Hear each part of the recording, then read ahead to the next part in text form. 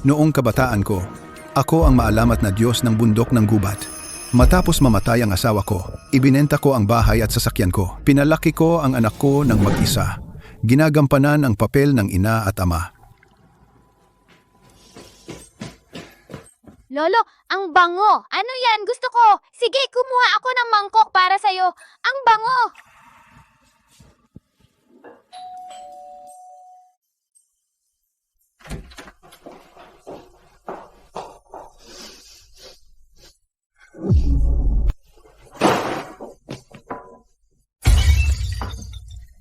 Ilang beses ko bang sasabihin sa'yo? Sino ba ang nakakaalam kung ang mga mababangis na bagay na yan ay puno ng mga parasito at bakterya? Okay lang kung sumakit ang tiyan mo, pero si Leo ay napakabata pa. Kung magkasakit siya dahil sa pagkain ng mga yan, kaya mo bang panagutan?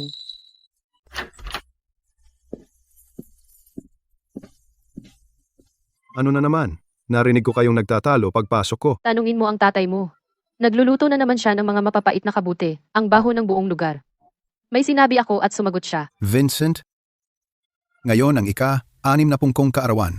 Sa tradisyon ng aming bayan, kailangan naming kumain ng mga mapapait na kabute tuwing kaarawan. Ipapasa mula sa henerasyon. Ito lang ang gusto ni tatay. Tatay, bakit mga mapapait na kabute? Pwede ka naman kumain ng iba. Pwede tayong bumili ng karne para sa lahat gamit ang perang iyan. Sarili mo lang ang iniisip mo. Ang selfish mo. Selfish? Vincent, $60 lang ang binibigay mo sa akin kada buwan. $60. 3 buwan akong nag-ipon para sa mga kabuting ito sa palengke at gumawa ng sabaw. Gusto ko lang naman lasapin ang pagkabata ko. Selfish ba ako? Yun lang. Tatay, sinabi ng mga magulang ni Monica, kung hindi tayo makakuha ng bahay sa downtown, kakanselahin nila ang kasal. Pakiusap. Nagmamakaawa ako sa iyo. Tatay, nag-ipon ka buong buhay mo at $40,000 lang ang naipon mo. Hindi talaga sapat iyon. Ibenta mo ang bahay at kotse sa gubat. Isasama kita sa siyudad. Ako at si Monica ang mag-aalaga sa iyo. Pangako, siguradong maayos ang buhay mo simula ngayon. Sige. Para sa iyo, ibibigay ko ang lahat. Sa lahat ng taong ito, pinalaki ko ang bata at ginawa ang lahat ng gawaing bahay. Nakatira sa mapahamak na balkonaheng aparador. Inuutusan yung dalawa na parang katulong. Taon-taon, may binili ba kayong bagong damit para sa akin? May niluto ba kayong mainit na pagkain para sa akin? Parang hindi na ako tao, hindi man lang multo. Ngayon gusto ko lang magdiwang ng kaarawan.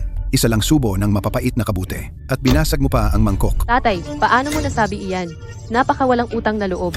Kung hindi ka namin inialis dyan sa mapahamak na lambak sa bundok papunta sa syudad, magiging probinsyanong naghuhukay ng bato ka sa bundok habang buhay. At hindi ka pa nagpapasalamat. Ano ang sinabi mo? Sinabi kong probinsyanong walang pinag-aralan ka. Kung hindi ka namin sinusuportahan, baka namatay ka na sa gutom sa isang kanal sa bundok noon pa man. At maglakas loob ka pang sumigaw sa amin? Tama na, tama na. Tigilan niyo na ang pagtatalo. Tatay, linisin mo ang kalat na ito ngayon na. Tapos buksan mo ang mga bintana para mawala ang amoy. Darating ang mga magulang ni Monica. Huwag mong hayaang maamoy nila yung amoy bundok mula sa iyo. Nakakahiya ka sa akin. Nanay, tatay, darating kayo. Pasok po kayo. Anong amoy yan? Mabango. Uy, ano tong mga nasa sahig? Hindi ba to mga wild mushroom? Mahalaga ang mga to. Sa mga mamahaling restaurant sa syudad, isang plato ay nagkakahalaga ng daan-daang dolyar.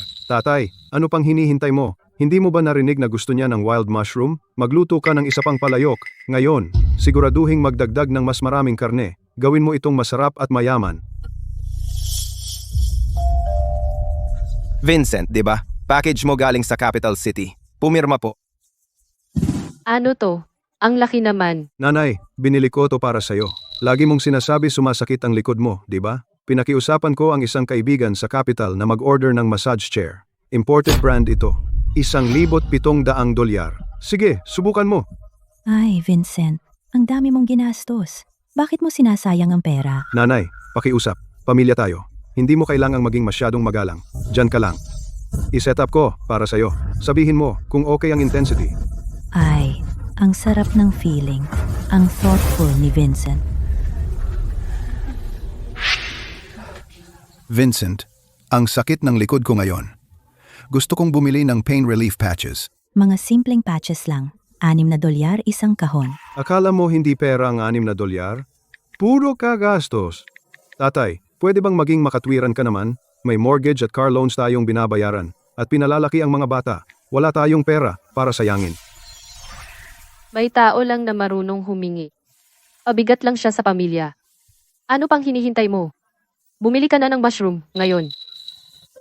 Vincent, ang biyenan mong lalaki ay gustong kumain ng kabute. Sinabi mo sa akin na lutuin agad ang mga iyon. Gusto ko lang ng isang subo para sa sarili ko. Binasag mo lahat ng mga mangkok. Bakit? Ang biyenan mong babae ay may masakit na likod. Bumili ka ng massage chair na nagkakahalaga ng $1,700. Ang sakit ng likod ko at gusto kong bumili ng pain relief patches na nagkakahalaga ng $6. Sabi mo tiisin na lang. Bakit may pagkakaiba? Dahil ang mga magulang ko ay empleyado ng gobyerno. Mahigit 6,000 ang kanilang buwan ng pensyon. Malaki ang matutulong nila sa atin. Hindi tulad ng iba na sinisip-sip lang ang pamilya. Arthur, kinupkop ka ng anak ko dahil sa kabutihan. Sinabi mo yan, ang walang utang na loob. Noong una, para sa iyo, ibinenta ko ang aking bahay at sasakyan. Lumipat sa lungsod at nagtrabaho na parang kabayo. Pinalaki ko si Leo gamit ang aking sariling mga kamay. Inalagaan ko lahat ng iyong pang-araw-araw na pangangailangan. Sabihin mo sa akin, ano ba ako sa iyong mga mata? Tay, pwede bang tumigil ka sa paggawa ng eksena? Wala kang hiya, pero mayroon ako. Sige, wala akong hiya. Wala akong utang na loob.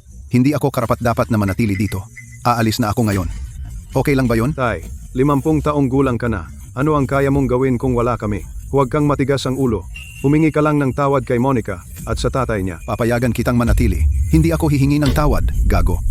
Baka malambot ang tuhod mo. Pero hindi ako lumuhod kailanman. Mula ngayon, ang gulo ng pamilya mo wala nang kinalaman sa akin. Tay, saan ka pupunta? Bakit ganyan ang suot mo? Mamalimos? Sabihin ko sa iyo, kung lalabas ka ng pinto ngayon, huwag mo nang isipin na makakabalik ka pa. Relax. Hindi ko naman talaga planong bumalik. Matanda ka na. Ano bang magagawa mo mag-isa dyan? Sa panahon ngayon, kahit mga graduate sa kolehiyo, walang trabaho diyan. Isang matandang tulad mo? Anong problema sa 50? Ako ang Diyos ng bundok noong araw sa rehiyon ng kagubatan. Ako pa rin ang mga bagay na itinatapon ninyong mga tagalungsod. Kaya pa akong alagaan ng mga bundok. Arthur, huwag kang padalos-dalos. Nagbago na ang panahon.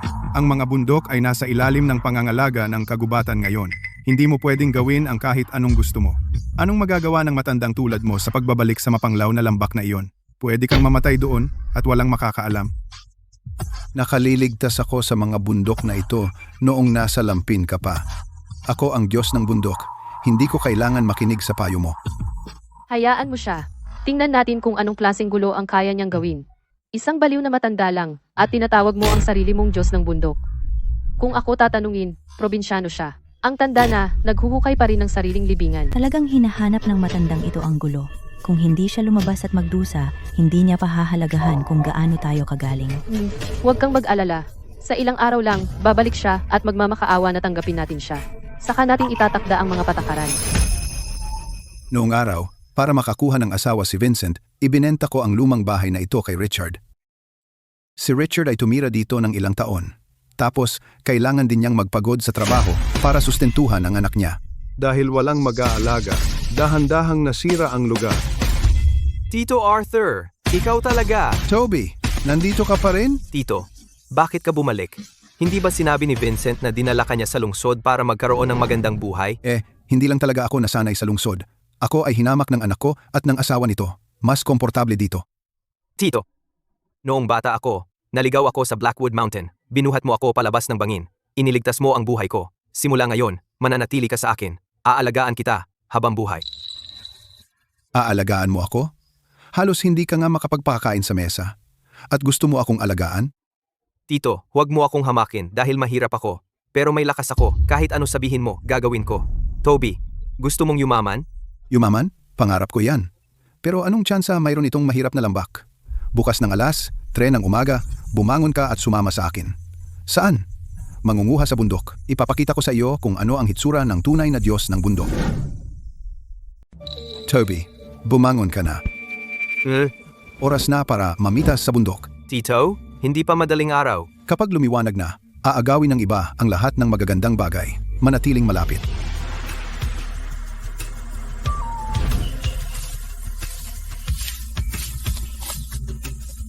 Tito, ano ito? Tingnan mo itong dahon.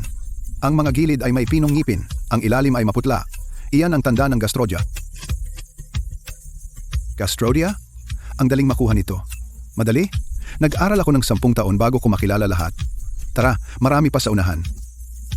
Solomon Seal, tingnan mo ang mga buko ng tangkay. Siberian Solomon Seal, tingnan mo ang mga dahon.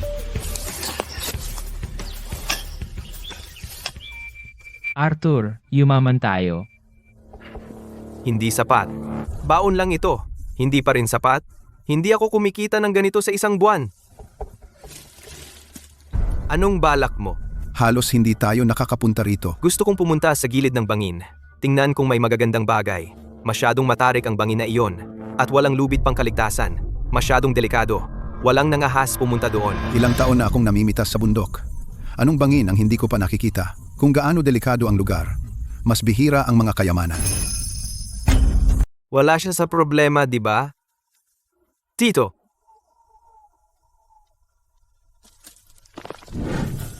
Tito, sa wakas nakarating ka na. Makikita mo agad. Pumunta tayo sa palengke. Malaki ang kikitain natin ngayon.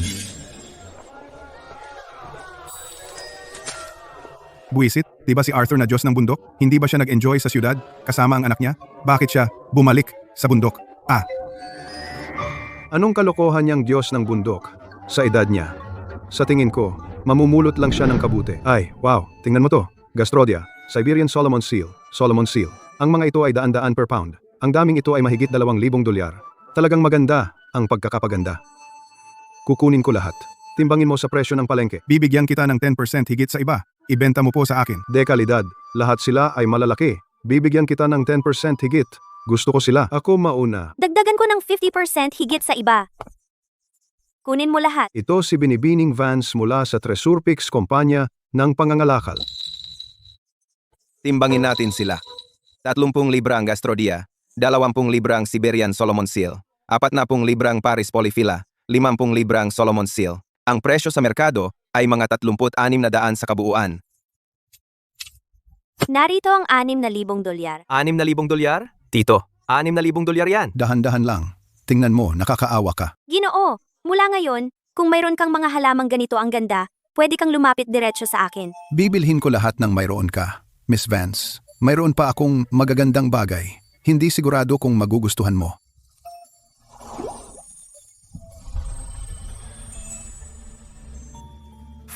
Hindi ba ito malaking kabute lang? Basura na ilang dolyar lang ang halaga kada libra. Walang kukuha kahit libre. Arthur, si Miss Vance ay maaaring mayaman, ngunit hindi siya tanga. Nagdala ka ng basura at akala mo maloloko mo siya? Ito ay Wild Purple Reishi. Tingnan mo ang laki. At buo ito, walang kahit anong sira. Ito ay pinakamataas na kalidad. Wow! Wild Purple Reishi talaga ito. Hindi lahat ng tao ay makakakuha nito. Ginoo, hindi na nakapagtataka na ikaw ang Mountain God. May galing ka pa rin sa iyong katandaan. 10,000, kukunin ko itong reishi. Deal. Pero hindi ako nagdala ng sapat na pera. Pwede kang sumama sa akin sa kumpanya? See ya. Ang laki ng opisina, parang palasyo. Tigilan mo ang paghawak. Madadamitan mo ang sofa. 10,000, bilangin mo. Hindi na kailangan. May tiwala ako sa iyo. Nasa doon ang numero ko.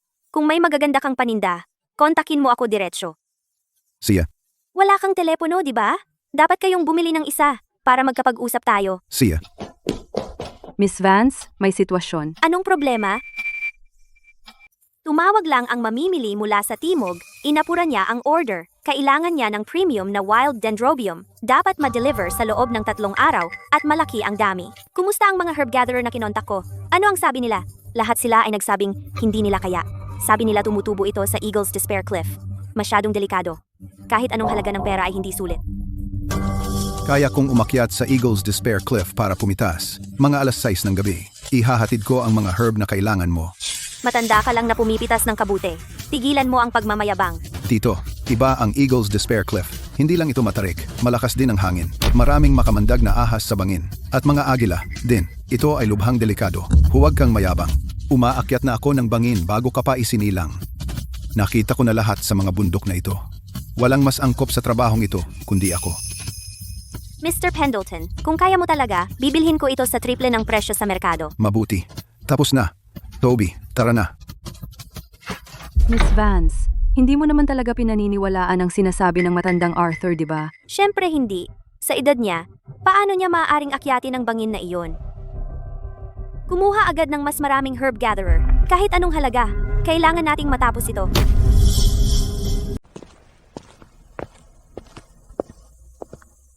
Tingnan ko ang dalawang ito. Ginoo, ito ang pinakabagong modelo. 25,000 dolyar. May satellite calling ito. Anong kulay ang gusto mo? Ha?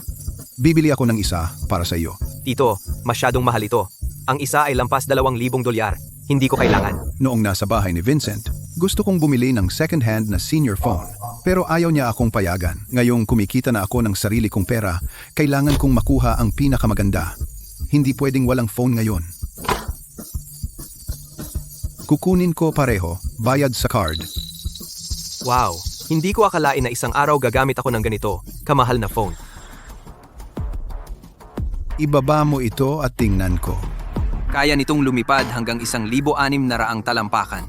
Ang video ay direktang napupunta sa iyong phone. Kukunin ko na. Ano ang limitasyon ng timbang ng lubid na ito? 4,000 libra. Kukunin ko ang 2 rolyo ng lubid at 4 na karabiner at 2 pares ng grip gloves. Tito, magkano ang halaga nito? Ginoo, magiging 64,000 ang kabuuan. 64,400? Bayad sa card. Kailangang gumastos para kumita. Noong araw, bihira ang mayayaman. Ang mga mamahaling halaman ay hindi nakakakuha ng magandang presyo. Ngayon, nasa lahat ng dako ang mayayaman. Ito ang ginintuang panahon para gumalaw. Tara, ililibre kita ng masarap na pagkain.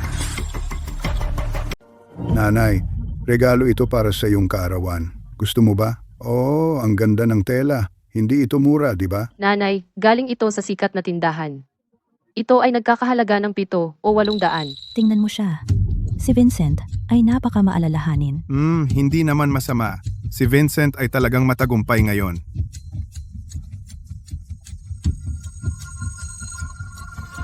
Ano ang ginagawa niya dito?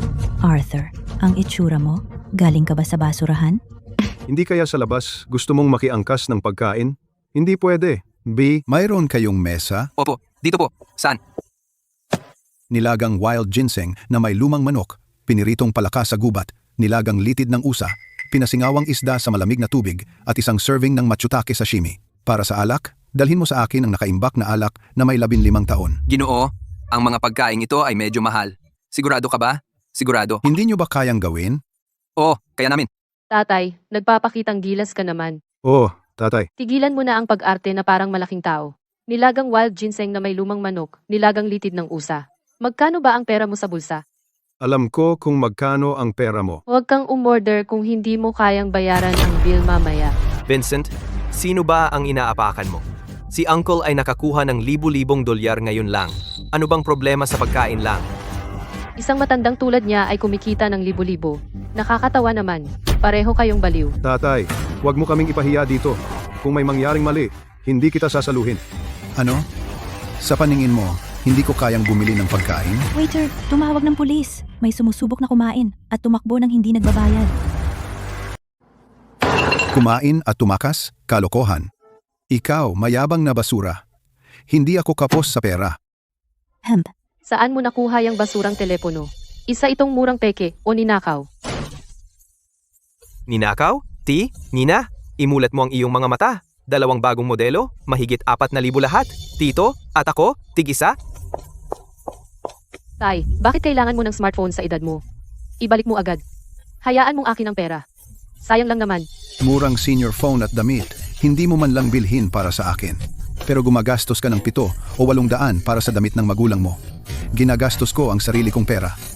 Anong karapatan mong sabihin sa akin kung ano ang gagawin?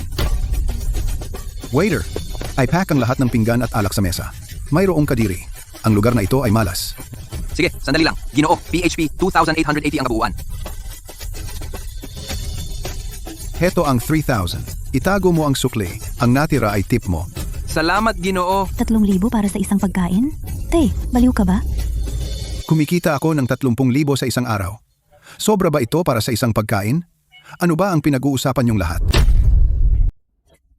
Isa kang walang pinag-aralan na taga-bundok. At kumikita ka ng libo-libo isang araw. Sino ang niloloko mo?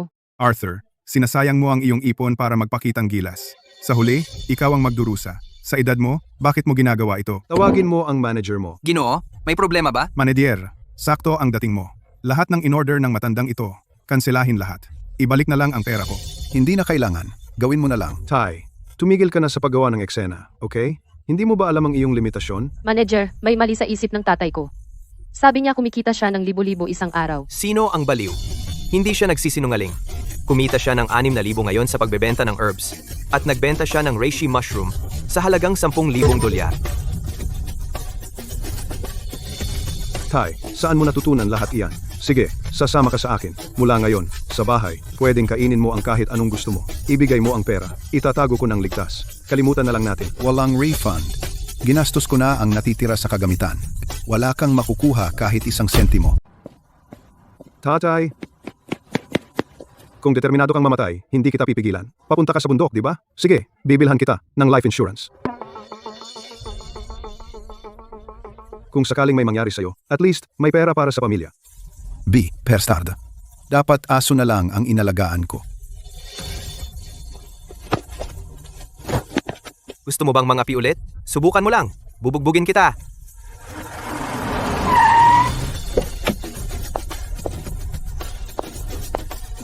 Ang tatay mo ay pambihira. Pwede ka pang humingi ng tawad. Pwede siyang mamatay kahit saan niya gusto. Wala na akong pakialam.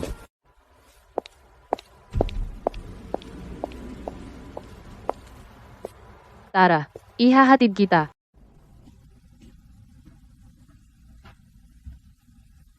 Ang paraan ng pagkilos ng tatay mo sa restaurant ngayon, nakita mo rin, 16,000. At iyon pa lang ang unang araw. Magsabi ka, Ano ang sasabihin? Ano ang magagawa ko tungkol sa pera niya? ikaw ang nag-iisa niyang anak na lalaki. Kung hindi sa iyo, kanino pa? Sa Toby na iyon? May idea ako. Ano ang plano mo? Matigas ang ulo niya, di ba? Bantaan mo na lang na putulin ang relasyon sa kanya. Ikaw ang nag-iisa niyang anak na lalaki. Kapag nabanggit mo iyon, tiyak na matatakot siya. Tapos lalambot ka ng kaunti at papakiusapan mo siyang ibigay ang pera at tapos na. Ano? Matakot? Sige, susubukan ko. Tatay, nagkamali kami kahapon. Hindi ka pwedeng manatili dito mag-isa. Bumalik ka sa amin. Mula ngayon, ang pera mo, iingatan namin para sa iyo, para sa pagreretiro mo. Tatay, ano ba talagang gusto mo? Ako ang sarili mong anak. Kung hindi sa akin, kanino pa? Ang pera ko, ibibigay ko ito sa sino mang gusto ko. Ibibigay mo ba kay Toby? Hindi pa nga siya pamilya. Ibinigay mo sa kanya. Nababaliw ka na ba, matandang gago? Si Toby ay mas nagpapasalamat kaysa sa inyo. Si. Ganyan pala? Ito ang kasunduan sa paghihiwalay. Kung hindi ka pumayag na ibigay sa akin ang pera, puputulan na natin ang ugnayan. Kapag matanda ka na, may sakit, o patay na, wala ka ng kinalaman sa akin. Isa ka lang mabahong matandang namumulot sa bundok. Akala mo espesyal ka. Kung walang pera, sino ang mag-aalaga sa'yo kapag matanda ka? Mabubulok ka sa maputik na kanal sa bundok at wala nang maglilibing sa'yo. Nasaan ang panulat? Ibigay mo sa kanya. Kunin mo ang mga gamit mo at lumayas ka. Magsalita ka. Sinabi mo. Sige, ikaw, pagsisisihan mo ito. Ang pinakamalaking pagsisisi ko ay ang magkaroon ka. Matandang gago. Pumunta ka at mamatay doon. Huwag kang bumalik. Tito, Mula ngayon, ikaw na ang anak ko. Bundok ng pagkawalang pag-asa ng agila, ang hugis ay parang tuka ng agila. Nakayuko ka sa dulo ng tuka. Harang ng nakausling bangin ang iyong tanaw. Hindi mo makita ang gitna ng bangin. Ibig sabihin, kapag lumampas ka sa gilid, matitigil ka ng nakasabit sa bangin. Walang anumang pangharang. Tito, ang bangin na ito ay nakausling parang tuka. Kapag lumampas ka, walang lalapagan. Paano tayo bababa? Tito, delikado. Pwede ba nating lampasan na lang? Kalimutan na ang dendrobium. Mas mahalaga ang buhay mo. Hawakan mo ang lubid dito. Bitawan mo ng dahan-dahan. Hilahin mo lang kapag sinabi kong hilahin.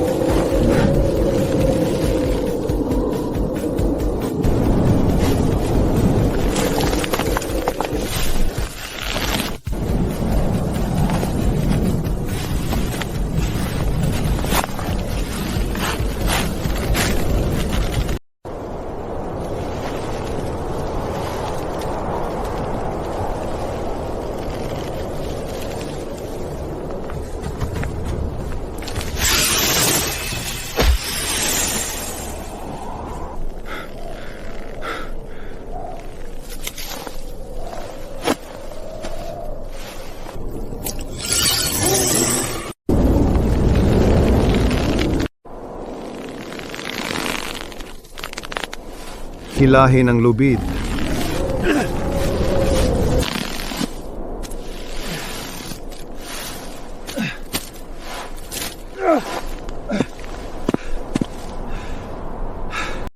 bang ito? Humingi ako ng premium wild dendrobium at ito ang dala mo sa akin, basura. Miss Vance, alam mo ang Eagle's Despair Cliff. Ang talampas ay nakaungos na parang tuka ng agila. Walang panlalakaran kung bababa ka. Sino ang magre-risk? Swerte na tayo at nakuha natin ito. Sige, lumabas ka na. Miss Vance, si Arthur na matanda, sabi niya kaya niyang ihatid ito ngayong hapon. Kalimutan mo na, hindi ako umaasa sa kanya. Subukan ng ibang channels. Makakakuha ba tayo mula sa capital? Kahit ano ang halaga. Para lang matapos muna ang order na ito.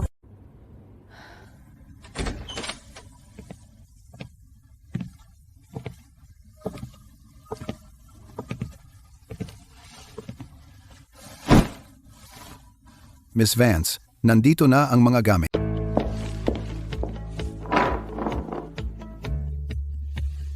Arthur, mas maganda ang kalidad na ito kaysa sa pinakamagandang nakita ko sa kabisera.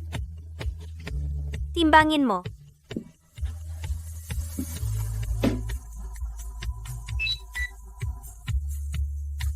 Miss Vance, eksaktong 20 libra. Arthur, ipinangako ko sa iyo na bibilhin ko sila pabalik sa triple ng presyo sa merkado. Tito, magkano?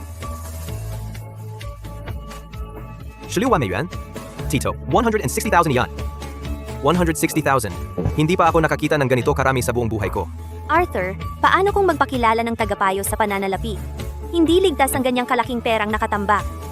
Miss Vance, gusto kong bumili ng kotse.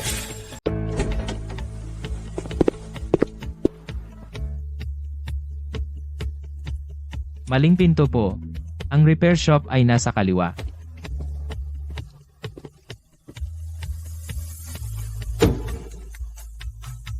Magkano itong truck? Top trim, 70,000. Hindi mo kayang bayaran yan.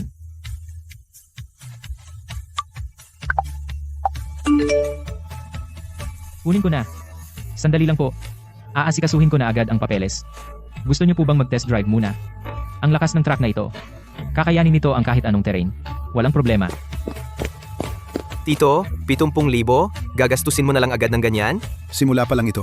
Kailangan pa natin ng 2 dirt bike. Kailangan natin ng sasakyan para makapasok sa malalim na kabundukan. Sa paglalakad, hindi natin maaabot ang puso ng kagubatan na ito. Magkano ito? 21,000. Gusto ko ng 2. Kumpleto sa gamit. Tito, truck at mga motorsiklo para sa labas ng kalsada. Mahigit 100,000. Eto, para sa akin? Sumakay ka riyan. Ano pa ang hinihintay mo? Tara na, bumalik ka at ikarga ang mga gamit sa truck. Bukas, pupunta tayo sa Wolf Creek. Wow, hindi ito mura, di ba? Siguradong mahigit 20,000 iyan. Talagang yumaman si Arthur. Narinig ko pumitas siya ng ilang ligaw na dendrobium sa Eagle's Despair Cliff at ibinenta sa Treasure Pavilion sa halagang $160,000. $160,000. 160,000? Diyos ko!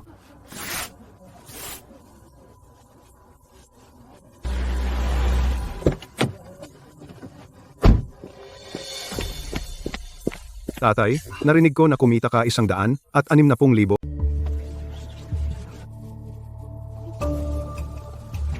Tatay, hindi mo pwedeng gastusin lahat ng perang ito para sa sarili mo. Itatago namin para sa'yo. Para sa pagre-retiro mo. Anong pakialam mo? Tatay, ako ang sarili mong anak. Hindi balido ang kasunduang iyon. Anong klase ng ama? Ang magtatakwil sa sarili niyang anak? Tama iyan, tatay. Huwag kang magpalinlang sa mga tagalabas. Kami ang sarili mong pamilya. Kung hindi sa akin, kanino mo ibibigay ang pera mo? Kay Toby? Hindi naman siya pamilya. Nakapirma na ang kasunduan sa paghihiwalay. Ibibigay ko ang pera ko kung kanino ko gusto. Matandang luko ka. Ibibigay mo talaga ang pera sa tagalabas na iyon. Bakit? Luko ka na ba? Sinasabi ko sa'yo, kung ibibigay mo ang pera kay Toby ngayon, pagkamatay mo, walang dadalo sa libing mo. Tito, Tigilan mo na ang kalokohan. Bukas, pupunta tayo sa lumang gubat para sa malaking kita. Tito, sabi ng mga matatanda may mga lobo sa paligid dito. Walang nangahas na pumunta dito sa loob ng dekada. Pumunta ako dito dati noong bata pa ako. Naglakad ako ng 3 araw. Hindi man lang ako nakarating sa pinakamalalim na bahagi bago ako pinalabas. Ngayon iba na. Mayroon na tayong motorsiklo, panlupa at drone ngayon.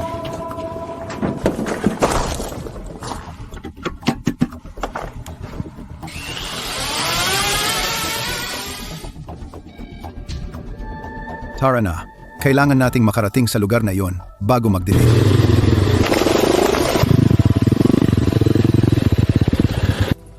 Bumaba na tayo dito. Ang kagubatan sa unahan ay masyadong matarik at makapal. Hindi makakadaan ang motorsiklo panlupa.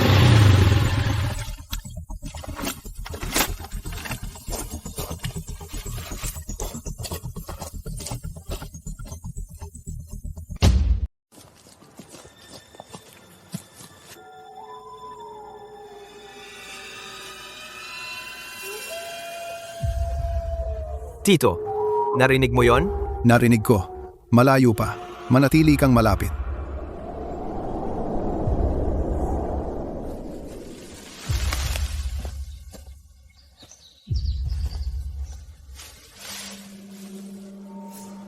Tito, tingnan mo to.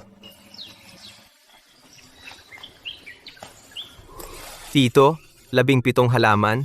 Magkano kaya ang halaga nila?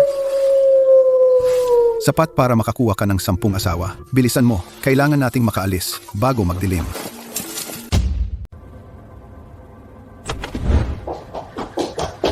Miss Vance, masamang balita.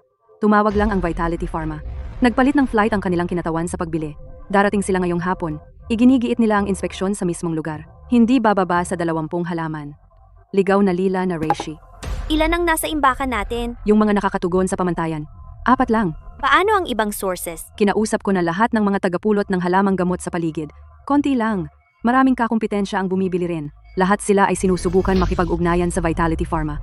Ang buong lungsod ay hindi makakakuha ng kahit ilan.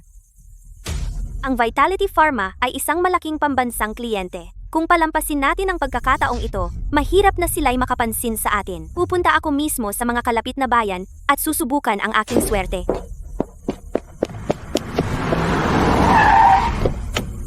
Miss Vance, aalis na ba kayo? Arthur, saan mo nakuha ang mga ito? Wolf Creek. Nakuha ko kahapon. Luke, kausapin ang mga tauhan sa bodega. Para suriin ito, bilis.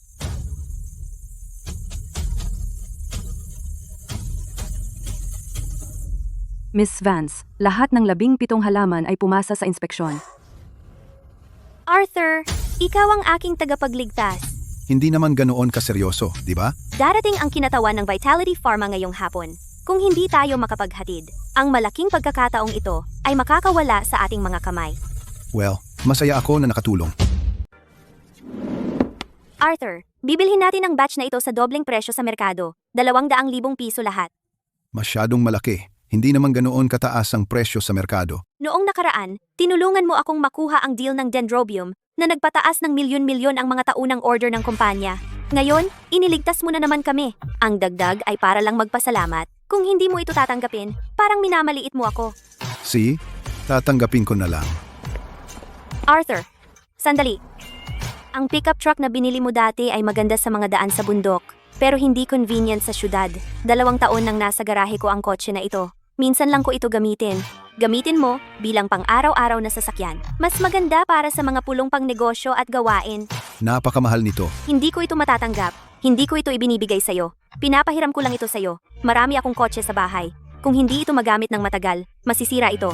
Kapag yumaman ka na, bibilhan mo ako ng bago. Arthur, si Miss Vance ay mayroon ng 12 ng kotse sa bahay. Hindi niya talaga kayang gamitin lahat. Tanggapin mo na. Sige, hihiramin ko muna. Oh, pinaliguan ko na ang kotse at pinuno ng gasolina. Tito, ito ba ay Porsche? Ito ay malamang nagkakahalaga ng mahigit 200,000. Tito, yumaman na talaga tayo. Wow! Anong klaseng sasakyan iyan? Porsche, sa tingin ko. Kahapon, nagmaneho siya ng pickup. Ngayon, Porsche ang dala niya. Diyos ko, hindi mo ba narinig? Nakahanap siya ng kayamanan sa Wolf Creek. Binili ito ng kumpanya ni Sylvia. Naibenta ng 100,000. 100,000, makakabili ng Porsche? Nakikipagsosyo na siya kay Miss Vance. Anong antas ng negosyo iyan? Paano mo maihahambing? Arthur, ikaw ba talaga iyan? Kahapon, nagmaneho ka ng pickup. Ngayon, Porsche ang dala mo. Yumaman ka na. Purong swerte lang. Swerte lang? Subukan mong maglakad mismo sa Wolf Creek. Baka hindi ka na lumabas ng buhay. Richard, anong balita? Arthur, ikakasal na ang anak ko. Kailangan niya ng down payment para sa bahay. Gusto kong ibenta ang lumang bahay para makalikom ng pera. Pero ang mga bahay sa probinsya ay hindi masyadong mahalaga. Walang gustong bumili. Richard, ibinenta ko sa iyo ang bahay na iyon ng 20,000. Gusto kong bilhin ito pabalik. Sabihin mo ang presyo mo. Arthur, seryoso ka ba? Oo. Magiging 40,000 iyan. 60,000. 60,000. Hayaan mo akong magbigay sa iyo ng payo. 30,000 para sa anak mo. Sa natitirang 30,000, magpatayo ng maliit na bahay sa nayon. Kung magsawa ka man sa syudad, may babalikan ka. 60,000?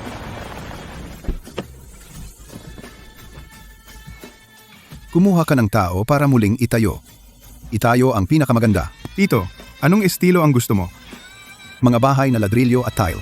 Malaking bakuran. Matataas na beam. Eksaktong gaya ng dati. Ngunit 10 beses na mas kahanga-hanga. Nay, mabaho ang bahay. Ayoko ng pagkain sa labas. Gusto ko ng luto ni Lolo. Sino bang nakakaalam kung saan nagpunta ang lolo mo? Huwag mo siyang pag-usapan. Monica, pwede mo bang linisin ang bahay na ito? Tingnan mo ang gulo. Hindi ko ito ginagawa dati. Hindi ko alam kung paano maglinis. Hindi mo ba kaya gawin? Pagod na pagod ako sa trabaho. At kailangan ko pa kayong dalawa pag-uwi. Gumastos tayo ng mahigit 1,200 sa in-order na pagkain ngayong buwan. Noong nandito pa ang matandang iyon, 200 isang buwan ay sapat na para pakainin ang buong pamilya. At may mainit na pagkain pag-uwi ko. Noong nandito ang tatay ko, naging ganito ba kalat ang bahay? Ang sahig ay malinis na malinis. At may mainit na pagkain na naghihintay sa amin. Ikaw ang nagtaboy sa kanya palayo. Ngayon ako pa ang sinisisi mo. Hindi ba ikaw ang naghagis ng mangkok? Para kanino ko ibinato ang mangkok na iyon? Ligtas ba kainin ang mga kabuti na iyon? Sino ang may pananagutan kung magkasakit siya? Ano kung kumain siya ng kaunti sa kanyang kaarawan? Papatayin ba siya kung kumain siya ng isang subo? Ngayon ka nag-aalala sa tatay mo?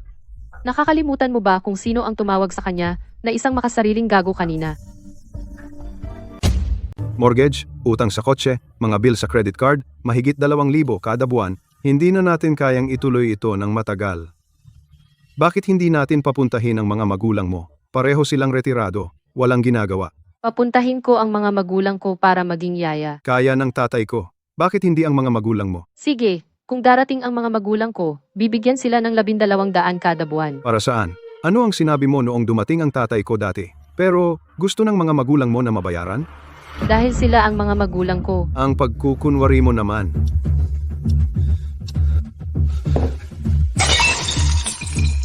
Tama na, akala mo ikaw lang ang may init ng ulo. Ikaw lang ang marunong manira ng gamit, di ba? Vincent, o ibalik mo ang tatay mo o kumuha ng yaya. Kung hindi, tapos na tayo. Hindi sulit ang pagkuha ng yaya. Kailangan pa nating hikayatin ang matandang iyon na bumalik. Tama, ang perang kinita niya dati swerte lang. Nakahukay siya ng ilang mahalagang halamang gamot, ilang kayamanan ang mahahanap niya sa mga bundok. Itong nakaraang buwan, pagbili ng kotse at lahat ng basurang gamit na iyon, malamang naubos niya ang perang iyon. Hanapin natin siya ngayon. Bigyan siya ng paraan para makaalis. Masayang masaya siyang susunod sa atin pabalik.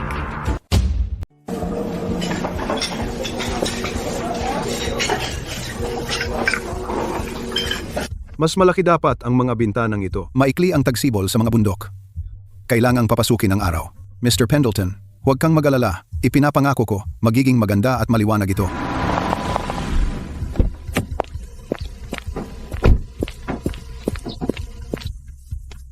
Miss Vance, ano po ang pakay ninyo rito? Arthur, dumating ako para ibigay sa'yo ang transfer papers para sa Porsche. Sinabi kong pwede mo itong hiramin. Hindi mo pwedeng gamitin ang pangalan ko forever. Nagpakahirap ka pang pumunta. Ang bait mo talaga. Daan lang. Naisip kong tingnan kung ano na ang bahay mo. Arthur, napakaganda ng bahay mo. Sa downtown, milyon-milyon ang halaga nito. Maraming espasyo sa bundok. Hindi naman ito gaanong mahalaga. Ang mga kakayahan mo ay hindi lang para sa pag-ani ng ginseng. Magaling ka rin sa pagtatayo ng bahay.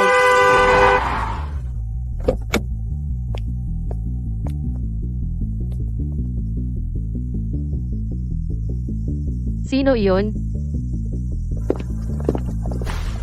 Tatay, Narinig kong nagtatayo ka ng bahay. Pumunta ako para makita. Sino nagsabi sa inyong pumunta? Kaninong kotse ito? At sino ito? Isang kaibigan. Kaibigan. Anong klaseng kaibigan? Nagmaneho pa mula sa lumang bahay para makita si tatay. Sino ang akala mo naloloko mo? Tatay, bakit hindi ka umuuwi? Kaya may iba kang babae. Sa edad mo, nakikipaglokohan ka pa sa isang maninira ng tahanan. Wala ka bang hiya? Ano ba yung sinasabi mo? Tatay, matanda ka na pero tanga ka pa rin. Naengkanto ka ng babaeng yan. Sino ka? Pera ng tatay ko ang habol mo? Sasabihin ko sa'yo, kapag namatay ang tatay ko, ako pa rin ang magmamana ng lahat. Ikaw si Vincent? Ano kung ako? Arthur, aalis na ako. Sandali, si Vincent na iyon. Parang galing siya sa branch natin, Grand Trading. Kanina nang pumunta ako sa Grand Trading para sa meeting, nakita ko siya minsan. Pero hindi ako sigurado. I-check mo nga para sa akin. Ang sangay, may empleyado ba ang Grand Trading na si Vincent? Oo, Miss Vance. I-check ko agad. Nakita mo? Natakot ko siya. Tatay, isipin mo kung ano ang habol niya. Ang katandaan mo? Ang pagiging probinsyano mo? Hindi ba pera mo lang? Lumabas ka. Umalis ka na. Ano, mali ba ako? Bibilang ako hanggang 3. Umalis ka na. Maghintay ka lang. Hindi pa ito tapos. Si Vincent ay isang buhong. Siya ay isang walang utang na loob na haliparot. Sumpa ang magkaroon ng anak na ganyan. Kung hindi dahil sa kakayahan mo, Arthur, sino ang nakakaalam kung gaano kanya aapiin? Nalaman ni Miss Vance. Si Vincent ang head of sales sa Grand Trading. Ang asawa niyang si Monica ay accountant sa finance. At mas pinag-aralan pa namin. Si Vincent ay tumatanggap ng kickbacks mula sa mga supplier. Si Monica ay nag-i-issue ng peking invoice. Bawat buwan, kumukuha sila ng libu-libong dolyar. Matibay na ebidensya. Ang swerte naman, Miss Vance, gusto mo bang singilin sila ngayon? kung ibibigay natin ang ebidensyang ito, malalagay sila sa malaking problema. Sandali.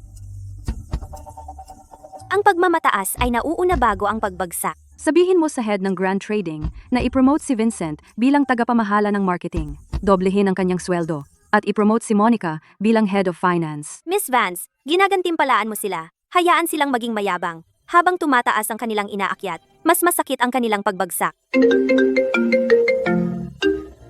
Kailangan kong pasalamatan ng maayos si Miss Vance. Gagawin ko ang aking makakaya. Monica, na-promote ako bilang tagapamahala. Baro, tagapamahala ng marketing. 200,000 dolyar sa isang taon. Na-promote din ako bilang head of finance. Ang aking sweldo ay umabot sa 6,000 dolyar. Hindi ko na kayang tumira sa basurang ito kahit isang araw pa. Babe, kumuha tayo ng penthouse.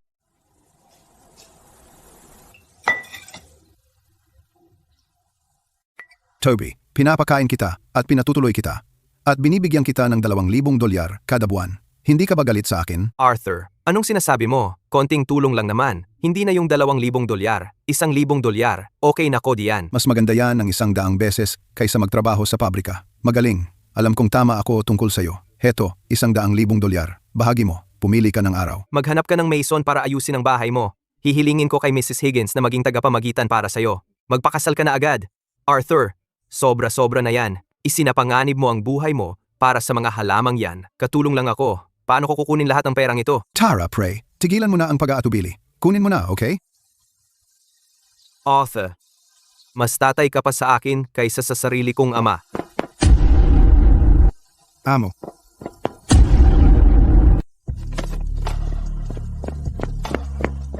Bill, Blake, Craig, Finn. Bakit kayo bumalik? amo, kagagaling lang ng mga lalaki. Sobrang nahihiya kaming lahat. Sobrang nahihiya kaming lumapit sa'yo.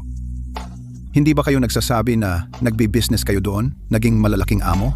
Ano ba talaga ang nangyayari? Pagpalain ka ng Diyos. Pagpalain ang kawawang John at panatilihin siyang ligtas. Huwag kang mag-alala. Ang mabubuting tao ay gagantimpalaan. Pagkatapos ng deliberasyon ng hukuman, tungkol sa kaso ni John na pagdukot kay Baby Dane 16 na taon na ang nakalipas, walang tiyak na ebidensya. Ang kasong human trafficking ay ibinasura. Tay, narinig mo ba yun? Inosente ka. Tingnan mo, okay ka na ngayon. Ayos na ngayon. Uuwi na tayo sa bahay.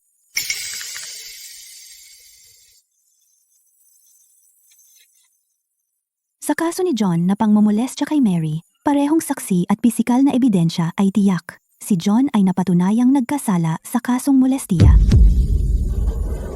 Gayunpaman, si John ay may sakit sa pag-iisip. Pagkatapos ng pagsusuri ng hukuman, ang hatol ay ang mga sumusunod. Una, ang kustudiya ni John kay Jane ay binawi, at ang kustudiya ay ibinalik sa biolohikal na ina ni Jane na si Susan. Si John ay wala ng ugnayang pamilya kay Jane. Pangalawa, siya ay ikukulong dahil sa mga kasong molestiya. Gayunpaman, dahil sa kanyang kapansanan sa pag-iisip, siya ay ipapadala sa isang espesyal na psychiatric hospital para sa psychiatric treatment hanggang sa siya ay ganap ng gumaling. Sandali, ano ang ibig sabihin nito? Mahal na hukom, hindi ba inosente ang tatay ko? Tapos na ang sesyon ng hukuman. Sandali, ano ang ibig sabihin nito? Mahal na hukom, hindi ba inosente ang tatay ko? Saan ninyo dadalhin ang tatay ko? Tapos na ang sesyon ng hukuman. Huwag kayong umalis. Hindi yon ang nangyari. Hindi kayo pwedeng umalis. Jane, huwag mong awayin si Jane. Iuwi na ang binibini. Dalhin muna ninyo ang binibini. Huwag kayong umalis. Hindi yon ang nangyari. Hindi kayo pwedeng umalis.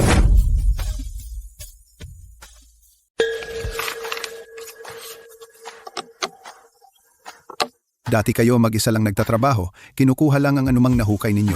Pero ang nasa loob ng bundok ay hindi biro. Kung hindi tayo pinalad noon sa Wolf Creek, siguradong patay na tayo at ang pagpasok sa Blackwood Mountain ay hindi tulad ng Wolf Creek. Kailangan nating hatiin ang trabaho, Toby.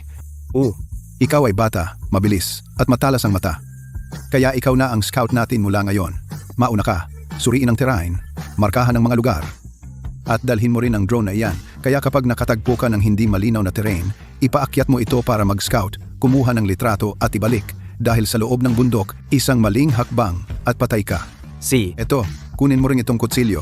Putulin ang mga baging na humaharang sa daan. At ikaw rin ang bahala sa maliliit na hayop. Arthur, huwag kang mag-alala. Bill, Amo, nagtatrabaho ka ng 8 taon sa minahan. Mula ngayon, ikaw ang bahala sa pagpili ng kampo. Kaya hanapin ang lugar ng kampo. Pumili ng lugar na may silungan, tuyo at malapit sa tubig. Kunin itong tactical shovel, magtayo ng mga tolda at gumawa ng apoy sa gabi. Mag-set up ng depensa at maghukay ng kanal laban sa mga hayop. At ikaw ang bahala sa pagwiwisik ng real gar powder. nakuha ko. Blake, amo, may problema ang binti ko. Baka mapabagal ko ang lahat. Hindi maganda ang binti mo, pero mas matatag ang mga kamay mo kaysa kaninuman. Kaya ikaw na ang bahala sa pagpapanatili ng kagamitan ngayon. Asarol, lubid pangakyat, GPS, walkie-talkie, mga kutsilyo ng lahat, ayusin ang anumang masira. Gayun din, ang mga bear spray at gamot sa kagat ng ahas ay responsibilidad mo, kaya suriin mo ang mga ito bago tayo pumasok sa bundok. Siguraduhin walang makakalimot sa kanila. Amo, Huwag kang mag-alala. Craig, Amo, ano bang silbi ko? nasa hunting team ka sa kagubatan noong bata ka. Ikaw ang pinakamagaling na mamamaril. Nanghuli ka na ng baboy ramo dati, ng habol ng usa. Simula ngayon, ikaw ang mamamahala sa seguridad at proteksyon. Maglakad sa magkabilang gilid ng grupo. Mag-ingat sa mga mababangis na hayop at makamandag na ahas. Mag-ingat sa anumang gumagalaw. Kunin mo itong crossbow. Huwag gamitin kung hindi kailangan. Pero kapag buhay o kamatayan, hindi ka dapat mag-alinlangan. Amo, huwag kang mag-alala dahil nandito ako. Walang hayop na lalapit sa grupo. Finn. Amo, nag-freight ako ng ilang taon. Alam ko ang mga daan. Tama. Simula ngayon, ikaw ang mamamahala sa logistics at transportasyon. Isa-isip mo ang mga ruta papasok at palabas ng mga bundok. Supplies, transportasyon ng gamot. Ikaw ang bahala. At kunin mo itong flare gun. Kung sakaling may mapaghiwalay o makatagpo ng malaking hayop, 3 pulang flare. Agad na magtitipon ang lahat patungo sa iyong direksyon. Naunawaan. Ang malalalim na bundok ay hindi biro. Ang Blackwood Mountain ay mayroon lahat. Makamandag na ahas, baboy ramo, black bear. Lahat, manatili sa inyong mga posisyon. Dalhin ang inyong mga gamit para pumasok tayong buhay at lumabas na buhay.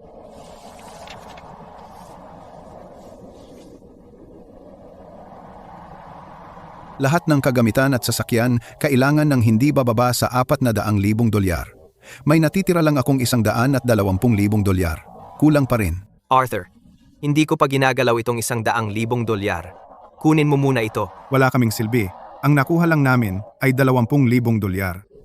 Kailangan pa ng 160,000 dolyar. Miss Vance, kailangan ko humingi ng pabor. Anong problema? Gusto kong bumuo ng profesional na grupo ng pag-aani ng halamang gamot pero wala akong sapat na pondo. Magkano ang kailangan mo? 160,000 dolyar. Ipadala mo sa akin ang account number. Pumasok na ang pera. Bukas pupunta tayo sa bayan para sa kagamitan. Aalis tayo sa Makalawa.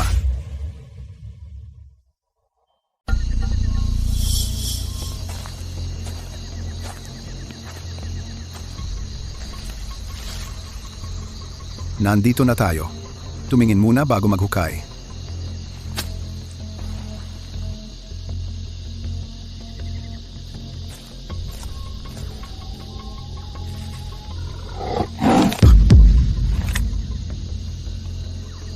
Huwag gumalaw. May darating.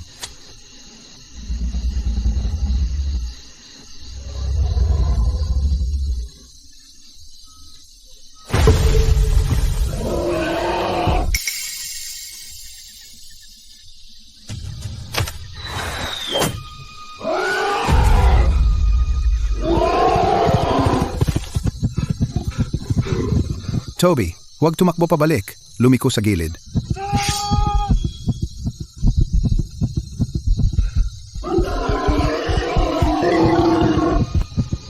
Bill, kaliwa.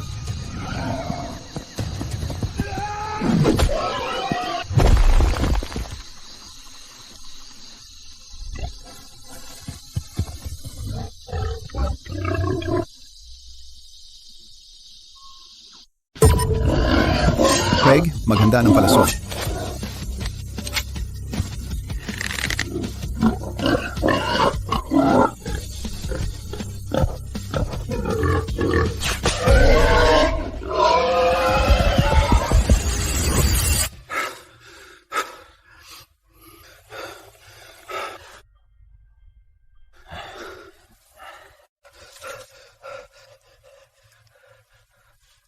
Arthur, akala ko mamamatay na ako. Hindi ka tumakbo. Yun ang mahalaga. Unang beses ko makakita ng taong tumayo laban sa isang baboy ramo. Sa buong kagubatan, kakaunti lang ang nakagawa niyan. Pumasa ka. Sir, ang pagtutulungan natin ay mas maayos pa kaysa noong nasa milisya tayo.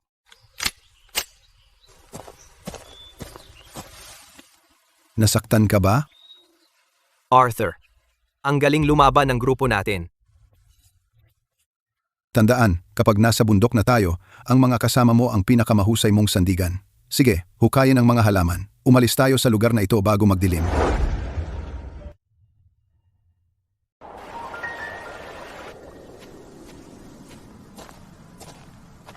Ito ay masisilungan at tuyo. Malapit ito sa tubig. Ang mga bato ay matatag. Walang babagsak na bato ngayong gabi. Kampo tayo dito.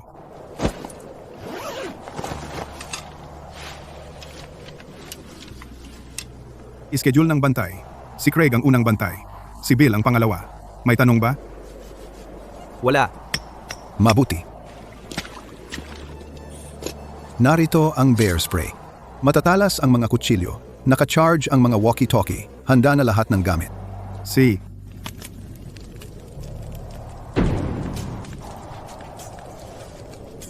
Amo. Mayroon dito. Marami sila.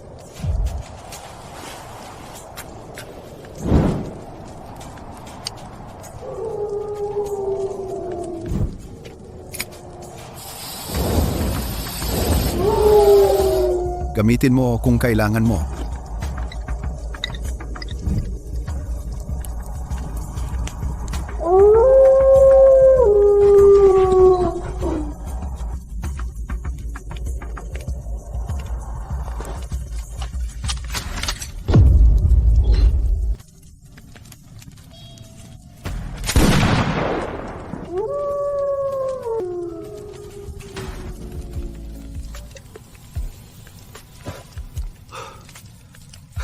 Arthur, ano pa ang nakatago mo?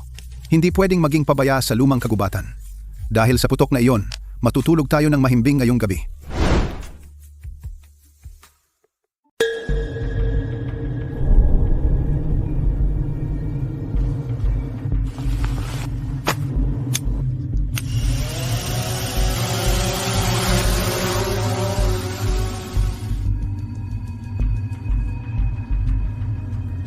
Nakita mo ba yon? Doon, mas matingkad ang halaman doon kumpara sa paligid. Maraming moisture sa ilalim. Malaki ang tsansa na may makita tayo. Toby, ipalipad mo ang drone ng mababa. I-scan mo ang buong lambak. Matibay ang bato sa entrance, kaya nating pumasok. Pero kung may mga nakatagong bangin o matatarik na cliff sa loob, malalaman lang natin kapag nasa loob na tayo.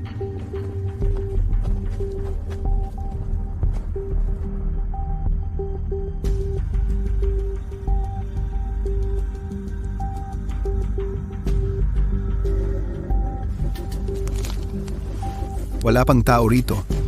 Hindi bababa sa 30 taon. Walang pumasok. Wala kang dapat ipag-alala, matibay ang lupa. Walang nakatagong hukay o kumunoy.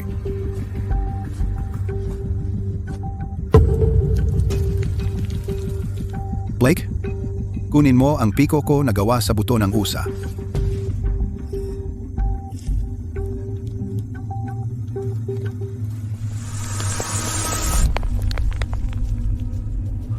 Ugong ng tao. Itong isa'y lumalaki ng hindi bababa sa 100 taon.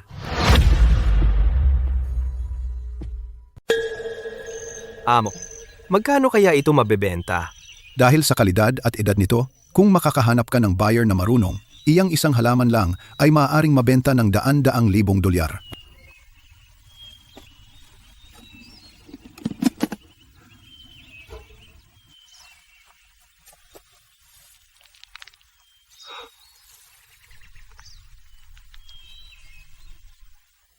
Arthur, ano ito? Tai Sui.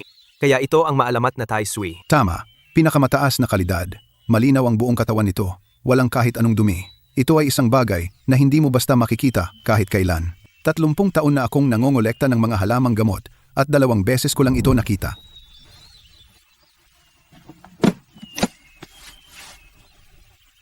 Toby, dalhin ang drone sa silangang bahagi. I-scan muli ang lugar na minarkahan natin kanina. Kumpirmahin ang saklaw ng distribusyon ng Paris Polyphila. Si. Bill, ikaw ang pumunta sa kanlurang matarik na dalisdis. Para sa mga Japanese ginseng na iyan, linisin muna ang mga bato, saka maghukay. Mag-ingat sa dalisdis, huwag madulas. Bahala na ako. Blake, ikaw ang manatili sa gitnang lugar. Suriin ang mga kagamitan ng lahat. Kung mapurol ang mga talim, hasain mo na agad. Huwag mo kaming pigilan. Sige. Craig, ikaw ang magbantay sa pasukan. Kung may gumalaw, tumawag sa walkie-talkie. Walang problema. Finn, ikaw ang bahala sa cooler at transport equipment. Paghiwalayin ayon sa uri ang mga napulot na halamang gamot, iwasang madurog. Magtiwala ka.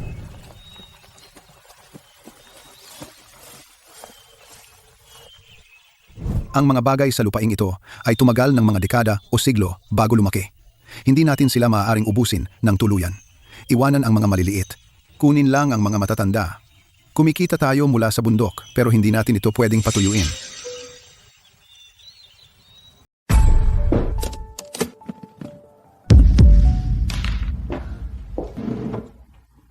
Arthur, saan mo ito natagpuan? Sa isang lambak sa loob ng Wolf Creek. Mr. Ward, mayroon akong padala. Dapat mong puntahan at tingnan mismo.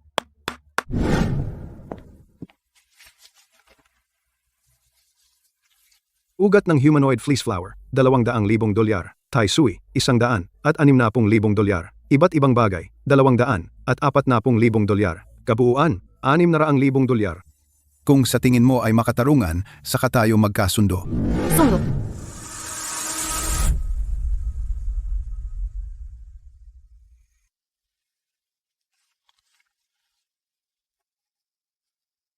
Amo. Nagtrabaho ako sa minahan sa loob ng 8 taon. Nang isinara ang minahan ng karbon, hindi pa nila ako binabayaran ng mga atraso. Hindi pa ako nakakita ng ganito karaming pera sa buong buhay ko. Akala ko ito na ang katapusan ko. Napilay-pilay sa buhay, mahirap at matanda. Nang pinaalis ako ng anak ko, $40 lang ang dala ko. Huwag kang umiyak, mas magagandang araw ang darating.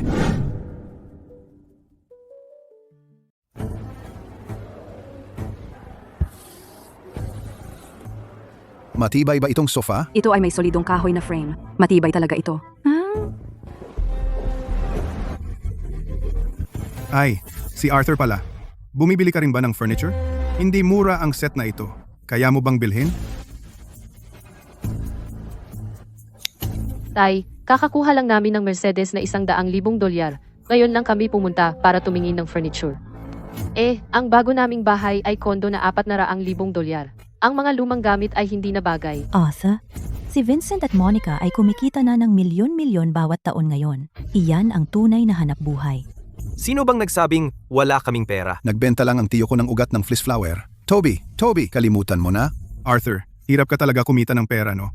Umaakyat sa bangin, pumapasok sa matandang kagubatan, nagsasapalaran para sa kaunting pera, hindi tulad ngayon ko.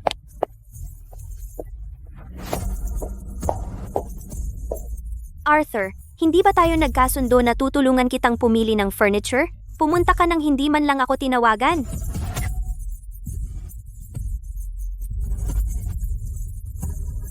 Ang solid wood sofa na tinitignan ng ginoong ito, balutin, at pati ang pinakamagaling mong rosewood tea table, idagdag mo rin sa bill. I-share mo sa card ko. Uy, Arthur, bumibili ka ng muebles? At kailangan mo ng babae para magbayad? Lumabas ka. Arthur, ano bang problema mo? Kung hindi ka lalabas ngayon, pagsisisihan mo. Mahal, huwag tayong pumantay sa kanila. Mas mababa ito sa atin. Sige, Arthur. Kapag wala kang bahay, huwag kang lumapit sa akin para umiyak. Ganyan ka ba kabulok? Paano siya yumaman? Arthur, ang nakita mo ay puro ilusyon lang. Anong ibig mong sabihin? Hintayin mo lang. Wala ka pa talagang nakikita.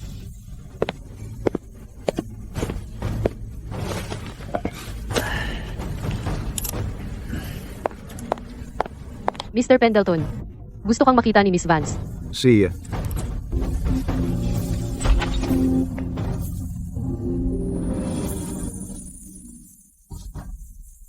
Monica, anong ginagawa mo dito? Vincent, fired ka na. Monica, fired ka rin. Ma'am Vance, nagbibiro ka, di ba? Inabuso mo ang iyong kapangyarihan para sa pansariling kapakanan. Nakatanggap ka ng suhol mula sa mga supplier. Pinalsipika mo ang mga invoice. Matibay ang ebidensya. Ang hindi ka, pagkakulong. Pabor na iyon sa iyo. Ma'am Vance, tulungan niyo ako. Bawat buwan, kailangan kong magbayad ng libu-libong dolyar para sa aking mortgage at utang sa kotse. Hindi ako pwedeng mawalan ng trabaho. Vincent, tapos ka na sa industriyang ito. Seguridad, paalisin niyo sila.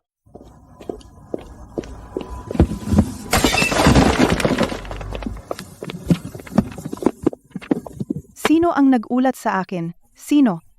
Tama na ang pagsigaw. Tara na. Vincent, anong gagawin natin? Mayroon kaming $7,000 na mortgage. Ang utang sa kotse ay $1,600. Mga credit card, $4,000. Paano natin babayaran ito ngayong buwan? Paano? Hindi ko alam. Monica, buksan mo. Si tatay ito.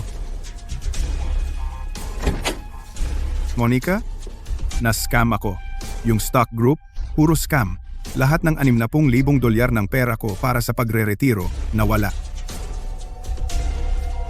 Tatay, sinabi mong sigurado iyon. Sinabi mong maaasahan ng ekspertong iyon. Hindi ko sinasadya na mangyari ito, sabi nila. Kaunti pa, at makukuha natin lahat pabalik. Sabi nila ito na ang huling beses. Isanla ko pa ang bahay. Isinanla mo ang bahay. Magkano?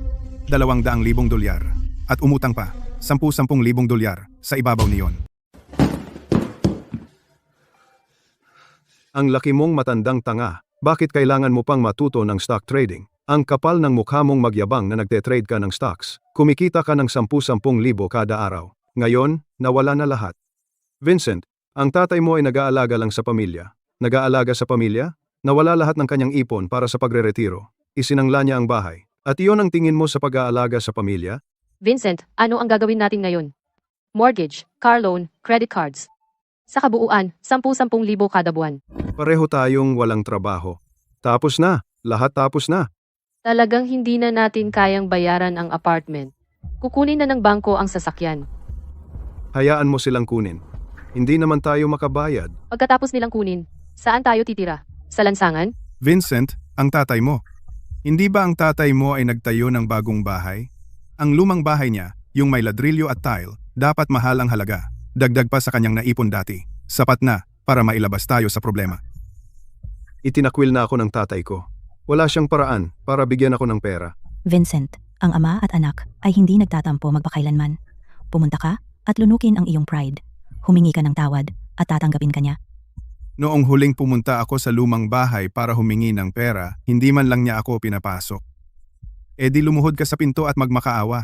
Kung wala siyang pakialam sa iyo, sabihin mo magpapakamatay ka. Hindi ka niya papanoorin na mamatay. Vincent, ang tatay mo lang ang makakapagligtas sa atin ngayon. Tayo na at magmakaawa sa kanya. Hindi niya kayang iwan si Leo, di ba?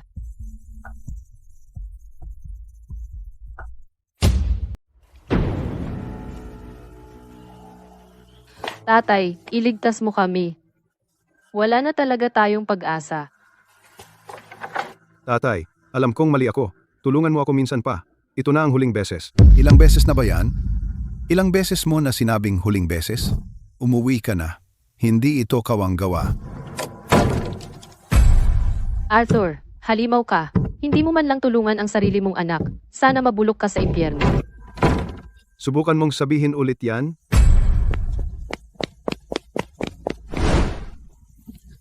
Vincent, may ideya ako. Anong ideya? Sino ang pinakamahal ng tatay mo? Leo. Kung magkasakit si Leo, sobrang sakit, siguradong bibigyan tayo ng tatay mo ng pera. Ibig mong sabihin. Nakita ko online na pwedeng kumuha ng peking medical records. Buong set parang totoo. Mga test report, medical certificate, resibo ng pagbabayad, kaya nilang gawin ang lahat. Kukuha ako ng mag-aarting doktor. Siguradong gagana ito. Gagana ba ito? Bakit hindi? Sa tingin mo ba papayag ang tatay mo na mamatay ang sarili niyang apo? Siya.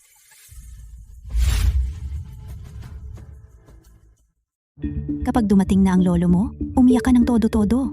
Sabihin mo na sobrang sakit na hindi mo na kaya. Nakuha mo? Gusto kong hamburger. At coke. Kung magiging mabuti ka, bibilhan ka ni Daddy ng maraming bagay.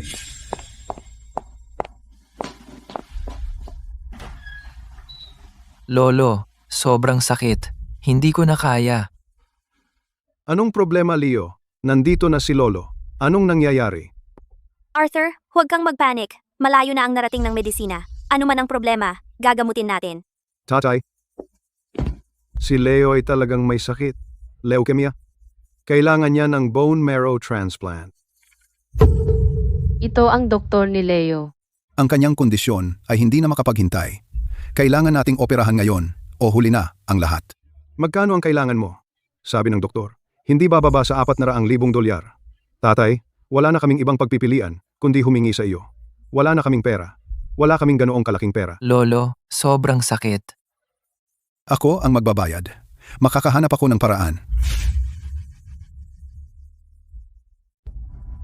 Miss Vance, kailangan kong makipag-usap sa iyo tungkol sa isang bagay. Pwede mo ba akong pahiram ng pera para makaraos? Babayaran kita ng pinakamagagandang herbs na pipiliin ko sa bundok. Arthur, hindi pera ang problema. Pero hindi mo ba naiisip na may mali? Tingnan ko ulit ang medical records.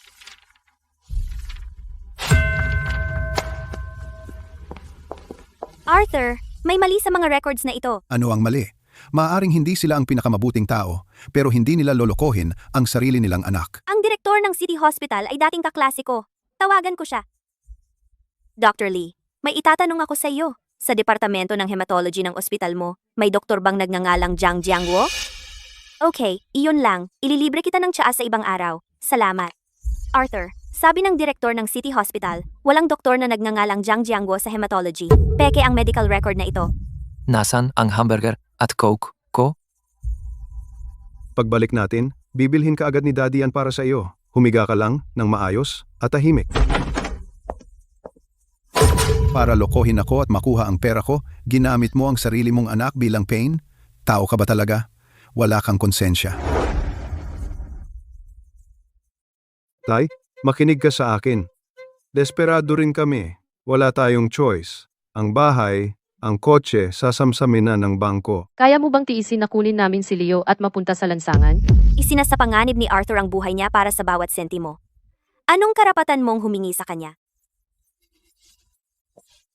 Leo, tingnan mo si Lolo. Sabihin mo kay Lolo ang totoo. Hindi ka naman talaga may sakit, di ba? Leo, sabihin mo. Sabihin mong masama pakiramdam mo. Sabihin mo na ngayon. Lolo, wala akong sakit. Sina mama at papa ang nagpanggap sa akin. Sabi nila, magkakaroon daw tayo ng pera kung magpapanggap ako. Vincent, dahil sa pera, gagamitin mo pa ang sarili mong anak para magsinungaling? Tay, mali ako.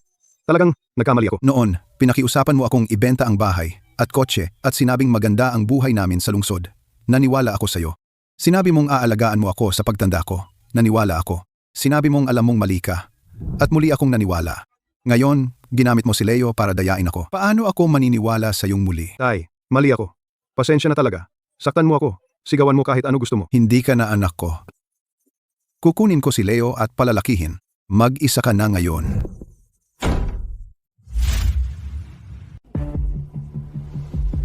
Kasalanan mo lahat ito. Hindi ka man lang marunong umarte. Ang matandang ama mo ay walang awa. Ang nangungunang kumpanya sa ating lungsod, Treasure Pix Kumpanya ng Kalakalan, ay naglabas ng taunang ulat ngayon. Ang chairwoman ng grupo, si Sylvia, ay nagsabi, siya talaga ang chairwoman ng Treasure Mountain? Kaya ang Grand Trading ay subsidiary niya. Ngayon, naiintindihan ko na. Ang biglaang promosyon, ang biglaang pagtaas ng sweldo, at ang biglaang pagsisante ay lahat ng ginawa niya sa likod. Lahat ito ay isang setup. Tinawag pa natin siyang mang-aagaw ng asawa. Tapos na tayo. Katatulog lang ni Leo. Arthur, ako ang naglantad ng sitwasyon ngayon.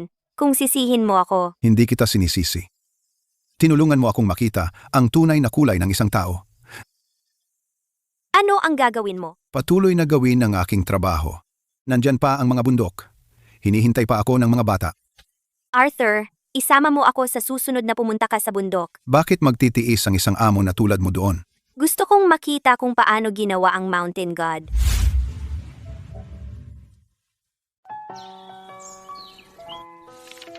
Sir, ang bundok Blackwood ay lugar ng kamatayan. Wala pang nakapasok na nakalabas. Pumasok ako minsan. 30 taon na ang nakakaraan. Naglakad ako ng 3 araw at 3 gabi. Hindi ko naabot ang pinakamalalim na bahagi dahil pinalabas ako ng bagyo, pero naaalala ko ang daan.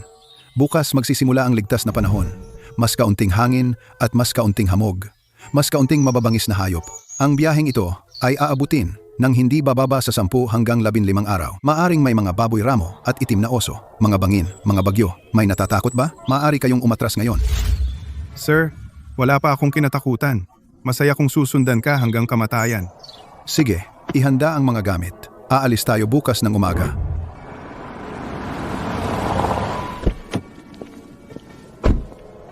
Talaga namang dumating ka? Sinabi ko sa iyo, gusto kong malaman kung paano ginawa ang isang Diyos ng bundok. Tara na, mga dirt bike sa unahan, mga pickup truck sa gitna, at ang SUV ni Miss Vance ang nasa hulihan. Magsiksikan, huwag maiwan.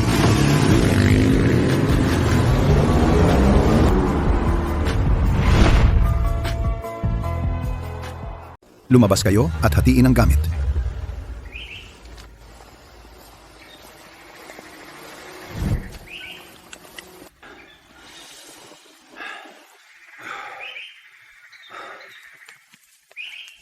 Arthur, ang ganda ng kagubatan na ito. Gagawin itong isang mahusay na dokumentaryo. Unahin nating makalabas ng buhay. Salamat.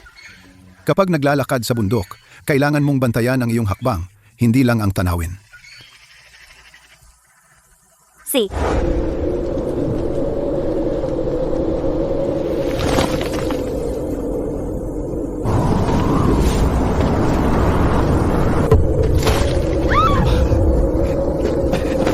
Kapit, huwag mong bitawan.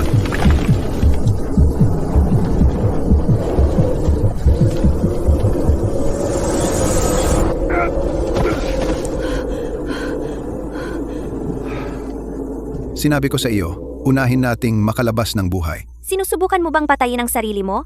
Paano kung ikaw din ay nahila pababa? Hindi ako bibitaw.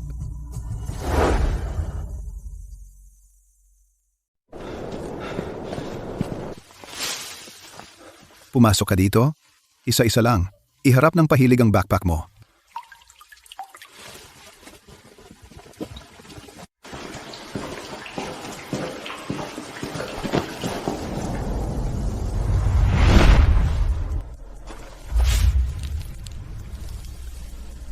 Pitong dahon. Ito ay 7 dahon na ligaw na ginseng. Arthur, anong problema? Mahalaga ba ito? Buong buhay ko akong namumundok. Unang beses ko itong makakita ng 7 dahon na ginseng. Ito ay Alay sa Diyos ng bundok. Tradisyon itong ipinamana ng mga nakatatanda. Bakit hindi tayo pwedeng gumamit ng bakal na gamit? Nasisira ng bakal na gamit ang mga ugat. Ang buto ng usa ay malambot at hindi makakasira sa mga hibla ng ginseng. Kung maputol ang isang hibla ng ginseng, mababawasan ng kalahati ang presyo. Arthur, pwedeng kunan kita ng litrato habang hawak mo ang ginseng?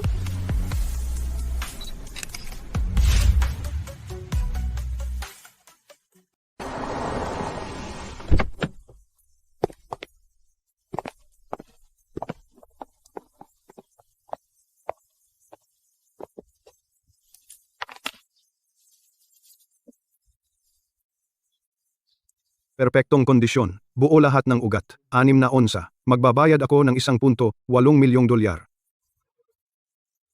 milyong. Ganyan talaga ang matandang Diyos ng bundok. Ang ligaw na ginseng na ito ay $2 milyong.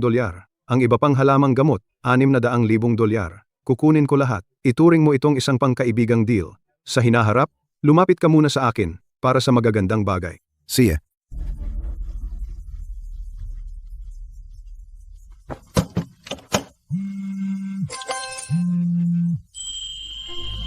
$2.6 milyong. Sa buong buhay ko, ni hindi ako nangahas mangarap. Miss Vance, salamat sa lahat ng abala sa biyaheng ito. Nag-record ako ng video sa buong biyahe. I-edit ko ito para maging dokumentaryo, para makatulong na itaas ang pangalan ng Mountain God. Salamat.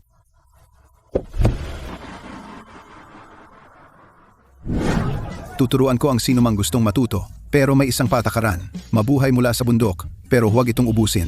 Iyan ang patakarang ipinamana ng mga matatanda. Makinig sa Diyos ng bundok.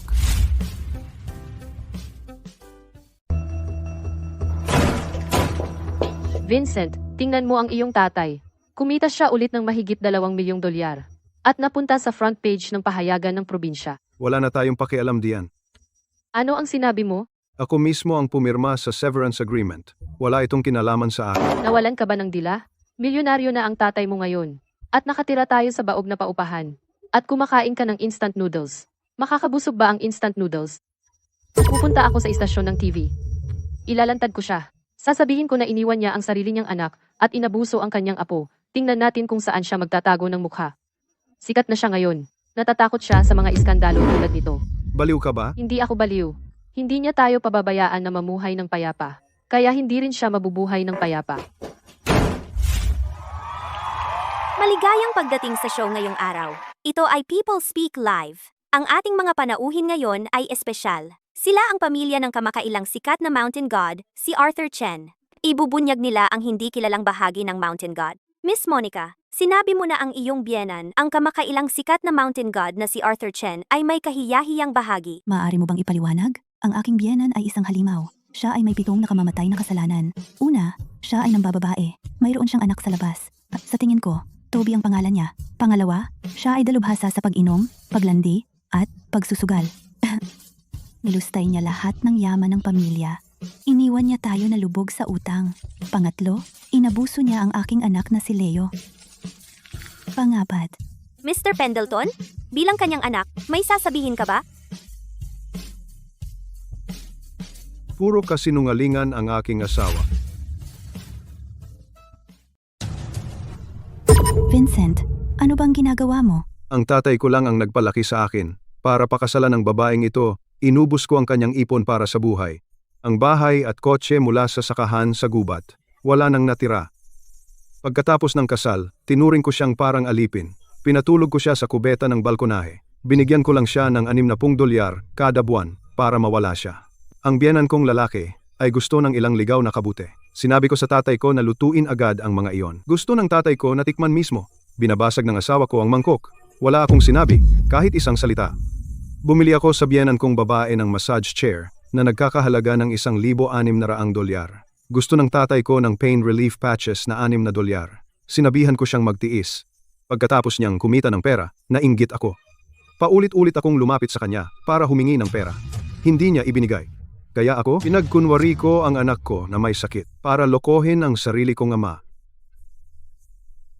Ginamit ko ang sarili kong anak para manloko ng sarili kong ama. Gamit ang Anong anak ko kalokohan yan? para dayain ang Baliw sarili ka kong ba? ama. Sabing tama na. Ayaw ko nang magsinungaling pa. Hindi ko na kaya.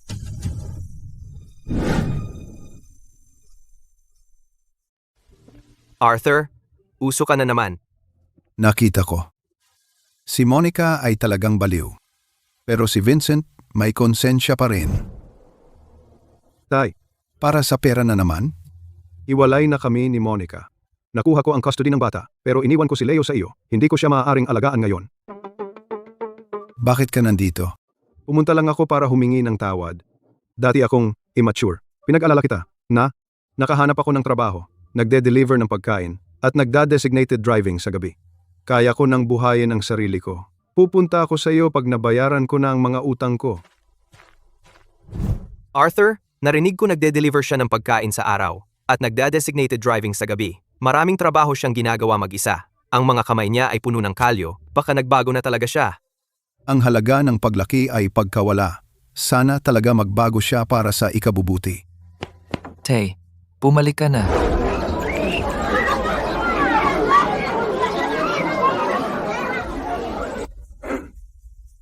Tinawag ko lahat dito ngayon. May anunsyo ako, Toby. Simula ngayon, ikaw na ang kapitan ng team ng pag-iipon ng mga halaman. Arthur, hindi ko kaya. Hindi ako katapat mo. Kaya mo yan. Mas bata ka sa akin. Mas alam mo ang mga daan. Mas alam mo paano gamitin ang drone. Panahon na para sa bagong Diyos ng bundok. Leo, kunin mo ang tatay mo.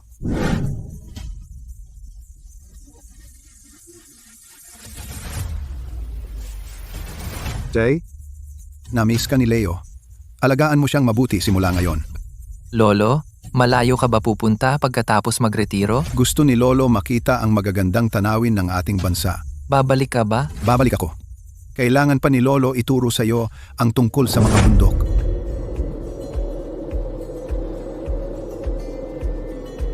Mr. Diyos ng bundok, handa ka na ba? Tara na.